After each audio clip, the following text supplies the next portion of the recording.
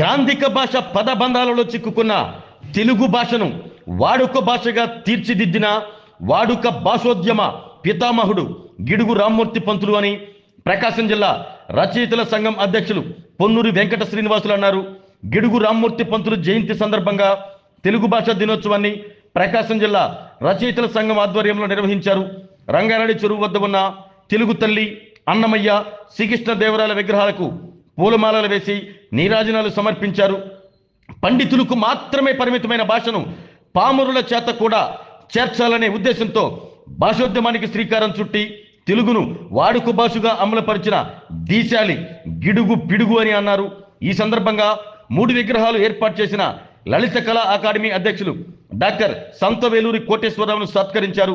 కార్యక్రమంలో రచయితల సంఘం ప్రధాన కార్యదర్శి ఎత్తపు కొండారెడ్డి, సభ్యులు కేఎస్వి ప్రసాద్, సయ్యద్ ఇస్మాయిల్, ఆంధ్రప్రదేశ్ సారస్వత పరిషత్ అధ్యక్షులు పింగళి పూర్ణచంద్రరావు, వినియోగదారుల సంఘం జిల్లా సభ్యులు ఏనుగుల సురేష్, సంస్కార భారతి జిల్లా కన్వీనర్ కత్తి రంగమన్నార్, నేచర్ సేవ ఫౌండేషన్ అధ్యక్షులు రాజశేఖర్, కవులు, రచయితలు, భాషాభిమానులు బుచ్చేశ్వరరావు, కరవది సుబ్బారావు, ఓరిగంటి ప్రసాద్, బిఎస్ఎన్ఎల్ శ్రీనివాసరావు, మువ్వా నాగేశ్వరరావు, యోబు, ఆళ్ల భాస్కర్ రెడ్డి, ఆర్టీఓ ఆఫీసు శ్రీను, గుర్రం కృష్ణ తదితరులు పాల్గొన్నారు.